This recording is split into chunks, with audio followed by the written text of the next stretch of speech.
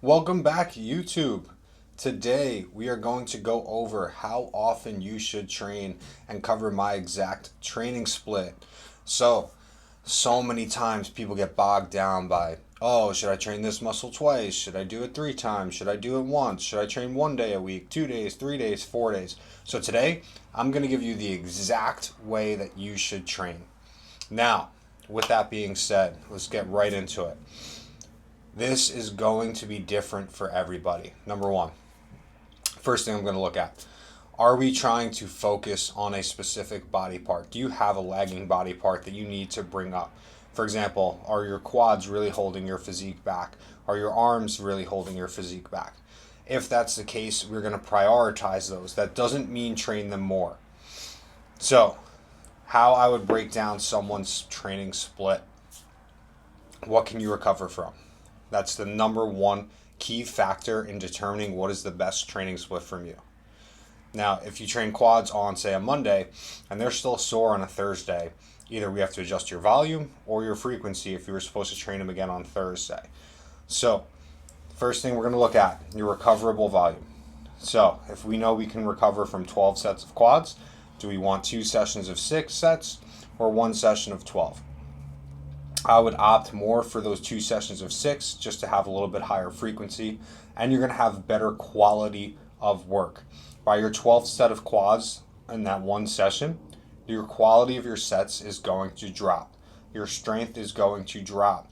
So we would move those other 6 sets to another day. So if you wanted to, we're going to do a deep dive into what my training plan looks like right now, so you guys can get an example and kind of see why I set everything up the way that I do. So this is my logbook. We track everything in here. So we start the week on pull day A. Now I'm using an 8-day training split, which means I train pull, push, legs, rest, and then pull, push, legs, rest again. The A day and B day are completely different. So for me, my pull day A, we're working on our lats first. So this is my lat dominant day. Anytime I train back, I do like to put lats before upper back, just because my upper back takes over in every single movement that I do. So in order for me to really focus when I'm fresh, it's a lot easier for me to connect with my lats. So I'll have 2 lat movements, 2 upper back movements, get into some rear delts and some biceps. Then moving on to the next day, we have our push. So for push, this is my chest focused day. So we're going to have 3 to 4 chest exercises, 2 shoulder exercises, 2 tricep exercises. Then you'll see on my push day B later in the week, which we'll actually dive into right now, we have 3 chest exercises, but we're starting the day with a shoulder exercise. Why am I doing that? Lateral raises generally don't affect my pressing strength, so I'm putting those before, and this way I'm prioritizing my shoulders on that day. After that, we do have 2 other shoulder exercises, 3 chest exercises, and 2 triceps. Then looking at our leg days, one is a quad dominant day, where we're going to put our squats, our single leg movement, and leg extension, and then the other day is a hip dominant moving day where we have our hip thrusts, our RDL, and a ton of hamstring work where we do have some quads mixed in. So what's the best training split for you? For me, this has been really effective, and having the extra recovery day on that 8-day split has really helped just allow my body to push in the gym every single session. At the beginning, it's tough to know exactly what's going to work for someone, so it's a little bit of trial and error. I would say the way you need to develop your training split is train the muscle as frequently as you can without limiting performance. That's a write down, or make sure you write that one down. If your biceps aren't sore after 2 days, you might as well throw in some biceps. I don't care if it's a leg day, if your arms are something that you're looking to build up. That is where the individualization comes with programming. It really depends on exactly what we're prioritizing, what our phase is in, especially if we're in a building phase, because that's when you're going to grow muscle. So that is the time where you want to prioritize these lagging body parts the most, and you can't just neglect everything else. So our training volume is kind of like a bank account. You can't overdraw your bank account. Same way you can't overdraw your recovery ability.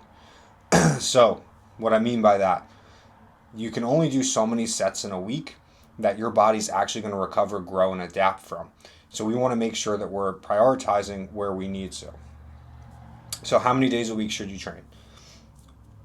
Number one, recoverability. Number two, it's what you can be consistent with. If you know you're someone who can't dedicate all that time to their training, maybe you can train an hour, 2 days a week, 3 days a week, whatever it might be. If you're watching this channel, you're probably training 4 or 5 days a week. It really depends on what your schedule can be consistent. There's nothing worse than having a 5-day split, and 1 week you do 3 days, next week you do 4, and now you're not being consistent. If it's in your plan, you need to do it in order for you to get the results that you're going to see. So if you can't be consistent with a 5 or a 6-day plan, make a 3-day plan, make a 4-day plan. Whatever works with your schedule that you know you can be consistent with is the best plan for you. So with that all being said, how much should you train? I know you guys, everyone is always looking for, this is the perfect training split. This is what you should do. It really depends what your goals are, what you need to prioritize. For me, I've really found that the 8-day training split is awesome. I feel super fresh for every single workout that I go into. For you, it might not work.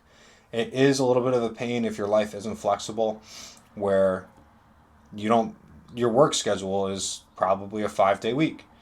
So sometimes it does throw off your daily routines, things like that. I'm a super routine person. I do the same thing on the weekend that I'm doing during the week, so it doesn't really matter to me when my rest days are.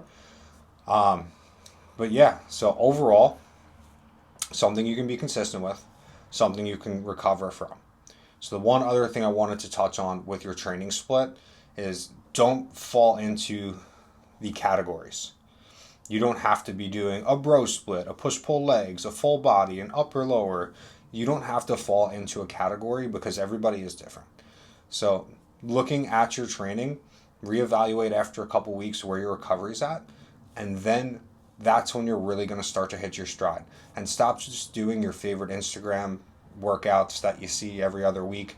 Write your stuff down, stick to the plan, and track it. If you guys learned anything from this, please like, subscribe, comment on the channel. It goes a long way.